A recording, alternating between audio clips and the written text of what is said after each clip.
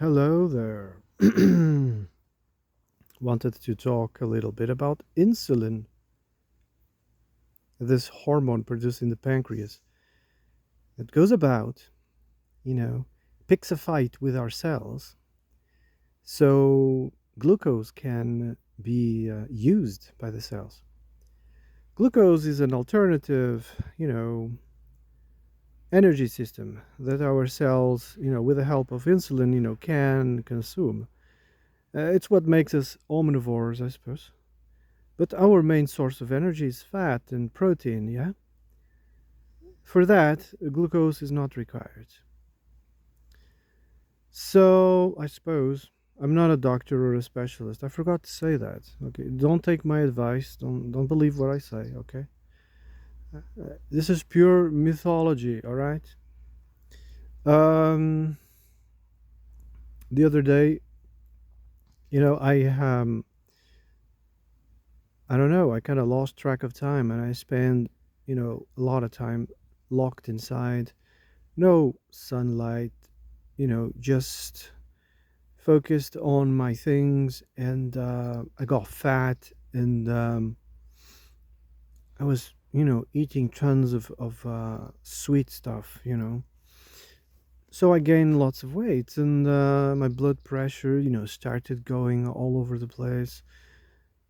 I went to the doctors, and oh, here's a pill that's gonna fix you. Ha ha ha ha. But, nobody talked to me about insulin and how to get rid of my weight out of my own initiative, the basic things I know that I catch here and there. I started fasting for 12 hours at least so I can reset the insulin, and I got rid of most of the sugary and starchy stuff. Focused on protein. I started eating, 200 grams, 400 grams of protein every day, and this lasted for 2 months, and I lost like 10 kilos simply by fasting, increasing the protein intake and excluding sugars and starches and stuff. And a year later, I was thinking to myself, why am I taking this pill? I'm gonna stop taking it. And guess what? I don't need it. Yeah, it's been 2 weeks now. I don't need it. My blood pressure is okay. It's returned to normal. And you know, insulin. What is insulin? Gosh, it helps us. It helps us. Like I said, to be omnivores instead of our cells. Feed on fat and protein and ketones. Start feeding on glucose. It could be a mechanism of survival. Because around summer, beginning of winter, you have berries, you have fruit all over the place, and we eat that, which triggers insulin, right, and makes the body gain fat, prepare, like bears almost. They eat the skin of salmon and stuff. They eat the fatty parts. They want to get fat faster, so they can hibernate. And I suppose we are similar, not the same. We eat a ton of figs, berries, and apples, nice stuff, and it triggers the insulin so we can gain fat. It prepares a cushy layer of fat to protect us from the cold. Yeah, it could be a natural process, but this is basic education. It should be taught, to everybody. Insulin, be careful. How to control your insulin. Another thing that happens, they call it the mitochondria. It needs to be cleaned. What's cleaning your system? And if your insulin is constantly triggering, it means you are stocking garbage. Garbage is being stocked all over the body. Yeah, and there's nothing to clear the garbage out. And one of the things, they call it omega 3, it's an excellent cleaner, you know. Omega 3 comes in sardines, tuna, salmon, and some nuts, but I would go for fish, sardines, mainly. Omega 3s, are very good to keep your insulin in check and to clean the body. There's some people who don't eat meat because of that. They just eat fish, although fish can be considered meat, but they say, oh, I don't eat red meat, I just eat fish. Fish, they have no feelings, they don't take care of their children, so it's okay to eat fish. Um, so people, focus on fish because of the omega 3. Of course, if you want to put the cherry atop of the cake, so to speak, you will, eat with the fish, with the sardines, a bit of olive oil, and then you will have the balance between omega 3 and omega 6. You know, but even so, even if you do all of that, you have to be careful with your sugar and starches intake. It's gonna trigger your insulin, making you fat. So it's not it's not healthy. It means you're sick, actually. It means you're sick. uh, your disease, it's a disease. And some people have disorders. You could call it genetic disorder, meaning they don't know where it comes from or what it is. It's just one of those buzzwords, genetic. It sounds intelligent, but they don't know. Or genetic. What's the other word? They call it cancer. Everything they call cancer. Everything. It's just an euphemism, a word that explains everything to explain away people. They actually don't know what it is. So there are some people who have these predispositions of gaining weight. There's a dysfunction in the release of hormones from the thyroid or whatever, or the pancreas, and they just gather weight like there's no tomorrow. Those people, should be exclusively carnivore, fast and become a carnivore. I think it could help.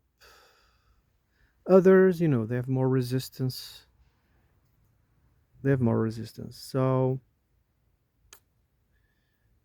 yeah, I was listening, to they are not doctors. I don't think they can be called doctors. They are nutritionists, and they talk about how to reverse, you know, the diabetes or other stuff when it's not too far. Of course, when it's too far, I suppose nothing can help you, But if it's in its early stages, absolutely, 100% increase your take of protein, meaning eat meat, you know, dinner, lunch, and breakfast, eat only and only meat, and if you can, fast as well. And take a lot of omega 3s from sardines, tuna, salmon. And, but it's difficult, Sometimes I have cravings, for instance, for chocolate. Um, I have cravings. It's crazy. The other day, I hadn't had a coffee in a year. The other day, I was like, oh my God, I had to have a sip of coffee. It's crazy, all these things happen, you know. And I drank a bit of coffee. But then I was like, what got over me? It's almost like I was possessed.